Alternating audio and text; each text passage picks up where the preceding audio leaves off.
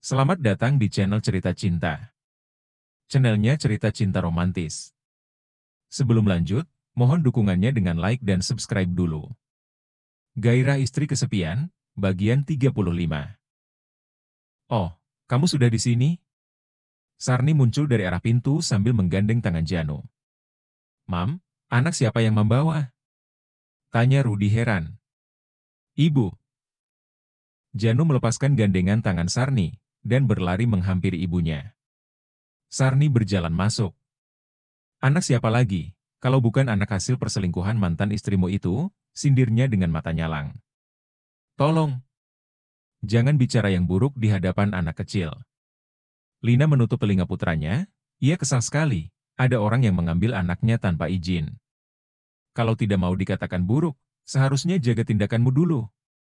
Jangan menjadi wanita murahan, dan tidak tahu diri.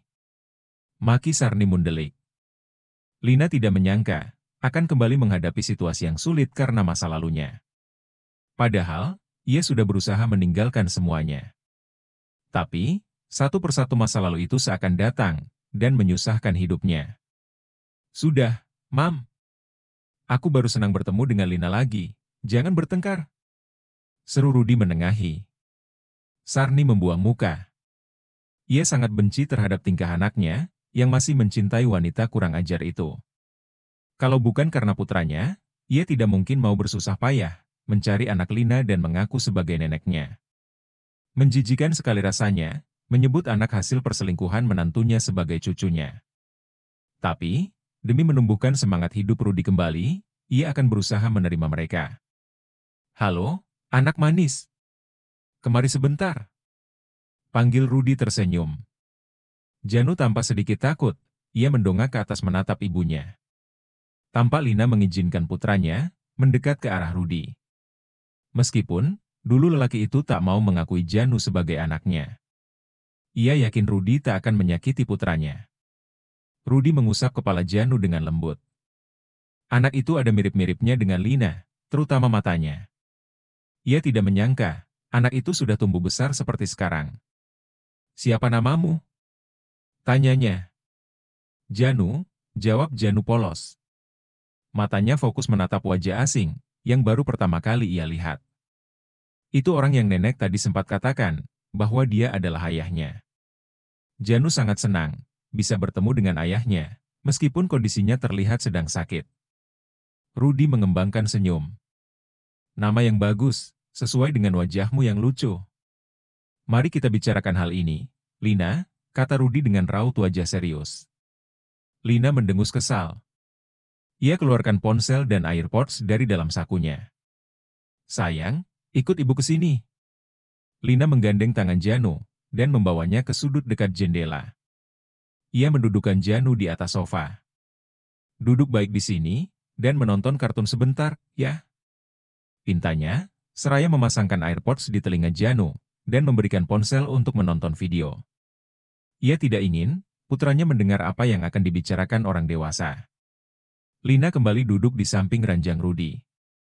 Ia siap mendengarkan perkataan mereka. Aku bisa menerimanya sebagai anakku, Lina, ucap Rudi merayu. Lina tertawa kecil, mengingat kejadian dulu. Kenapa tiba-tiba seperti ini? Dulu kamu menolaknya. Dulu aku emosi. Sekarang aku sadar, kalau kita memang sama-sama salah. Jadi, lebih baik kita memperbaiki hubungan, dan saling menerima kekurangan.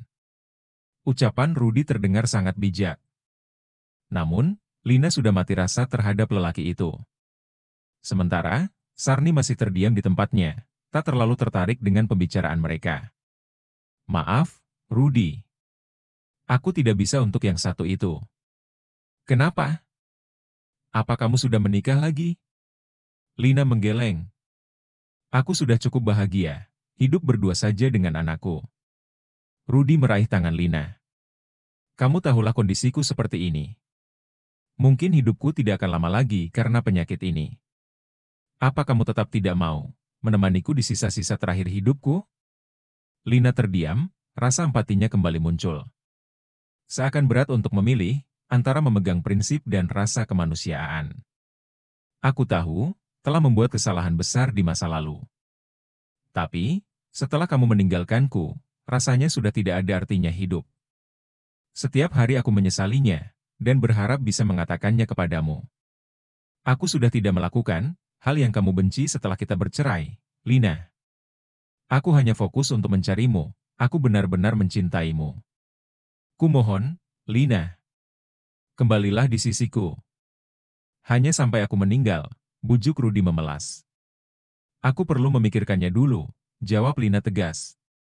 Rudi menggeleng tidak setuju. Kalau aku membiarkanmu pergi, aku yakin kamu akan kabur. Ternyata Rudi bisa membaca pikiran Lina. Lina, dengarkan aku. Hidup sendirian membesarkan anak pasti berat. Apalagi kondisi keluargamu juga sangat memprihatinkan. Apa kamu pernah mengunjungi mereka? Lina mengangkat kepalanya menatap Rudi. Ia tak pernah tahu bagaimana keadaan keluarganya setelah memutuskan untuk pergi. Aku rasa kamu tidak tahu. Adikmu berhenti kuliah, dia sekarang menjadi kuli bangunan. Sementara, ibumu sering didatangi rentenir karena kebanyakan hutang. Kasihan ayahmu yang sudah tua, harus melihat hal seperti itu. Sementara, kehidupanmu di sini cukup lumayan. Lina merasa terkejut dengan apa yang didengarnya. Meskipun ia pernah membayangkan hal seburuk itu, rasanya ikut sakit mengetahui keluarganya hidup menderita. Dulu, Rudi yang membantu perekonomian keluarganya menjadi lebih baik. Sekarang, keluarganya kembali lagi pada kondisi yang memprihatinkan. Kamu hanya perlu menemaniku sebentar. Setelah aku meninggal, kamu bisa mendapatkan semua hartaku, Lina. Kamu juga bisa membantu keluargamu. Apa sesulit itu untuk memutuskan? Apa? Sarni tampak kaget mendengar putranya ingin memberikan seluruh hartanya kepada wanita yang tidak tahu diri itu. Sebagai ibu yang selama ini merawatnya, Sarni merasa tidak rela. Ibu, ada telepon. Seru Janu yang sejak tadi duduk di sofa. Sebentar. Lina melepaskan tangan Rudi. Ia bangkit dan menerima telepon yang masuk itu. Ternyata telepon itu dari Trian. Halo? Sapa Lina? Kamu di mana? Tanya lelaki itu dari seberang telepon. Saya ada di rumah sakit, Pak. Ada urusan sebentar menjenguk orang. Setelah ini saya akan kembali ke kantor. Ia heran, atasan yang seharusnya mempersiapkan rapat itu malah sibuk mencari-cari dirinya. Kamar berapa? Ruang apa? Lina mengerutkan dahi. Kebiasaan lelaki itu, jika bertanya perlu jawaban yang detail. Ruang kenangan nomor 58. Lina kembali mengerutkan dahi. Setelah ia menjawab, tiba-tiba sambungan telepon kembali terputus. Dasar orang aneh, gumamnya jengkol. Ia kembali memutarkan video, kesukaan Janu dan menghampiri Rudi lagi. Telepon dari siapa? Tanya Rudi, yang seperti tidak senang pembicaraannya terganggu. Dari atasanku. Ini masih jam kerja. Kalau aku lama-lama di sini, aku pasti akan dimarahi. Kata Lina, yang berharap percakapan mereka segera selesai. Jadi, apa jawabanmu? Desak Rudi serius. Aku belum bisa memutuskannya. Rudi tertawa kecil. Ayolah, masa hal semudah itu tidak bisa kamu putuskan? Kamu hanya perlu menemani aku sampai aku meninggal. Aku juga akan menyayangi anak itu, seperti anakku sendiri. Aku tidak peduli lagi, itu anak hasil hubunganmu dengan siapa. Kalau perlu, aku akan mewariskan semua hartaku kepada anak itu. Lina menghela napas dan menghembuskannya perlahan. Maaf, Rudi. Aku tidak tertarik dengan semua itu. Aku tidak mau rujuk. Ujar Lina dengan tegas. Lina. Seorang lelaki muncul dari arah pintu. Lina kaget, tiba-tiba Trian sudah ada di sana. Padahal, barusan mereka baru saja bertelepon. Sarni dan Rudi juga terkejut. Trian? Panggil Rudi. Ia mengenali lelaki, yang dulu merupakan tetangganya. Om Trian. Janu berlari menghampiri saat melihat Trian. Anak itu tampak kegirangan, bertemu dengan orang yang sering memberinya hadiah. Ia langsung meminta digendong oleh Trian. Kamu. Kamu yang waktu itu bersama Lina di restoran? Tanya Sarti memastikan. Trian mengulaskan senyum. Selamat siang, Nyonya, kita bertemu lagi. Kenapa Trian ada di sini? Tanya Rudi heran. Dia bosku, jawab Lina cepat. Halo, Rudi. Lama tidak bertemu, sapa Trian. Oh, ternyata sekarang kamu tinggal di kota ini? Tanya Rudi heran. Trian mengangguk. Bagaimana keadaanmu? Ya, seperti yang kamu lihat. Rudi menunjukkan senyuman lebar, namun memendam rasa pedih yang mendalam. Aku harap kamu bisa secepatnya pulih, ucap Trian tersenyum. Terima kasih atas doanya. Bisakah aku mengajak Lina pergi? Tanya Trian to depan. Dia tiba-tiba menghilang dari kantor, padahal ada rapat penting yang mendesak. Jadi, aku terpaksa mengejarnya sampai kemari. Aku memang atasan yang dianggap seperti setan, Karen suka memburu bawahannya yang mangkir dari pekerjaan. Maaf sudah mengganggu urusanmu, kata Trian basa-basi. Lina hanya tertegun, mendengar penuturan yang sama sekali tidak ia mengerti. Tapi sekarang, ia memang sedang mencari alasan untuk bisa pergi dari sana. Ya, kalau itu memang penting, silakan saja. Ucap Rudi Kuciwa. Ayo, Lina. Kita tidak punya waktu lagi. Ajak Trian. Anda keluar saja dulu, Pak. Saya ingin berbicara sedikit dengan Rudi, izin Lina. Oh, baiklah. Trian lantas membawa Janu keluar dari ruangan itu. Pantas kamu tidak mau kembali dengan Rudi. Pasti karena sudah menemukan lelaki kaya lain, sindir Sarni ketus. Tolong, Ibu Sarni. Berhenti mengatakan hal semacam itu. Tegur Lina, dengan nada tinggi. Sarni langsung terdiam. Mau aku berhubungan dengan siapapun, itu sudah bukan urusan kalian. Bahkan, kita sudah tidak berhubungan selama 7 tahun. Mari kita urusi kehidupan masing-masing saja. Sudahlah, Mam, Lina jadi marah. Rudi ikut meminta ibunya diam. Pada kesempatan ini, ia memang hanya berbaikan dengan Lina. Apapun yang wanita itu inginkan, akan dia kabulkan asal bersamanya. Rudi, aku masih menghormatimu sampai saat ini. Kebaikanmu yang dulu tidak pernah aku lupakan. Tapi maaf, aku tidak bisa memenuhi permintaanmu. Carilah wanita lain, yang cocok denganmu. Lina. Rudi berharap Lina bisa mengubah keputusannya. Satu lagi permintaanku, jangan ganggu anakku.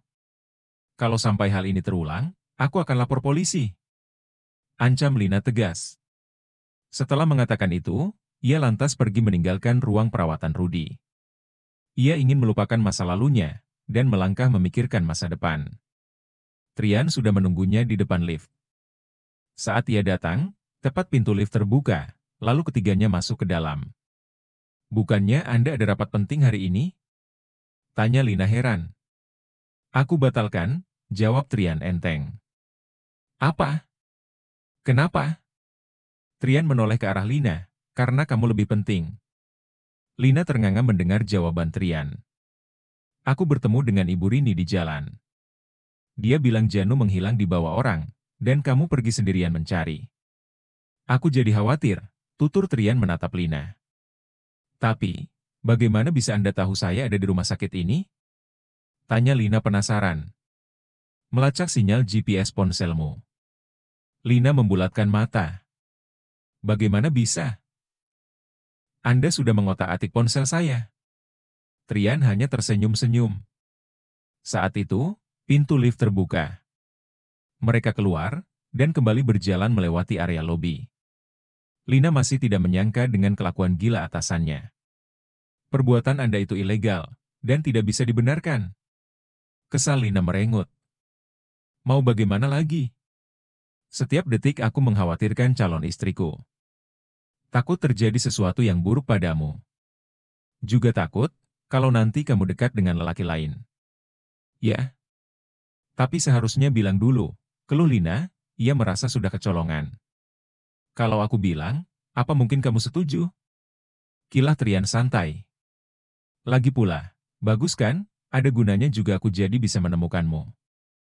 Apa yang Trian katakan ada benarnya juga. Ia jadi bisa pergi dari sana, tanpa drama yang berarti. Trian membaringkan Janu, yang tampak mengantuk di bangku belakang. Sementara, ia duduk di balik kemudi bersama Lina di sampingnya.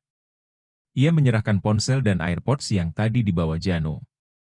Aku akan mengantarmu pulang, ucap Trian sembari melajukan mobilnya. Barang-barang saya masih di kantor, pekerjaan juga belum beres. Antar saya ke kantor saja, biar nanti Ibu Rini yang menjemput Janu di kantor, pinta Lina. Aku sudah menyuruh Natasha untuk mengemasi barangmu. Nanti sopirku yang akan mengantarnya ke rumahmu. Lagi pula, 1-2 jam lagi juga sudah waktunya pulang, kata Trian santai. Lina terdiam. Ia menurut saja, orang yang sudah berbaik hati memberikan tumpangan.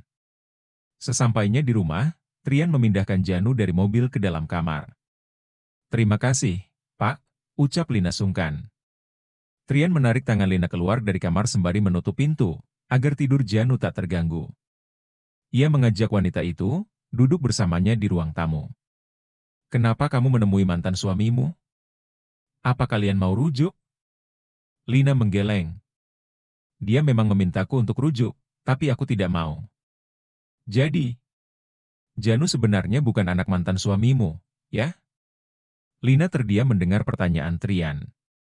Apa Janu anakku? Napas Lina tiba-tiba terasa sesak. Ia tidak berharap Trian akan melontarkan pertanyaan seperti itu. Kenapa kamu bisa berpikir seperti itu? Tanya Lina penasaran. Kamu bilang kita pernah selingkuh. Bukankah orang selingkuh pasti sudah tidur bersama? Apa kamu hamil karena aku? Lina menangkupkan kedua tangannya ke wajah. Ia tak ingin menjawabnya. Tidak mungkin itu anak suamimu. Rudy gay, kan? Lina terkejut, Trian bisa tahu tentang hal itu. Dari mana kamu tahu? Apa kamu sudah mengingat semuanya? Telisiknya heran. Belum, jawab Trian singkat. Lalu, siapa yang memberitahumu? Bahkan, Lina tak pernah menceritakan hal itu kepada keluarganya. Aku membayar orang untuk mencari tahu tentang kalian. Lina baru mengerti. Pantas saja, tadi di rumah sakit, Trian terlibat seperti bisa mengenali Rudy. Ia tidak menyangka, Trian akan sejauh itu mengurusi hidupnya. Diam-diam Trian seperti mata-mata. Kenapa Anda melakukan itu? Karena kamu tidak akan mau mengatakannya. Kamu minta aku mengingat semuanya sendiri. Bagaimana aku bisa melakukan itu? Trian jadi sedikit terbawa emosi. Ia kesal kepada Lina, yang sama sekali tak mau terbuka padanya. Padahal, ia sudah menunjukkan rasa ketertarikannya setiap hari. Berharap ada sedikit titik terang tentang masa lalu yang ia lupakan. Aku hilang ingatan juga bukan kemauanku sendiri. Setelah bertemu denganmu, perasaanku tidak tenang. Setiap malam memimpikanmu seperti orang gila. Sementara kamu, tidak mau memuaskan rasa penasaranku. Jadi, apa salah aku mencari tahu sendiri? Trian berbalik tanya pada Lina. Kalau kamu sekarang masih tidak mau memberitahu siapa ayah kandung Janu, aku akan melakukan tes DNA sendiri. Kamu bisa terus diam, tidak usah mengatakan apapun. Anda ayahnya. Ayah kandung Janu, ucap Lina lirih, sembari mengusap wajahnya. Trian berhenti bicara. Ia tertegun setelah mendengar jawaban Lina. Bersambung.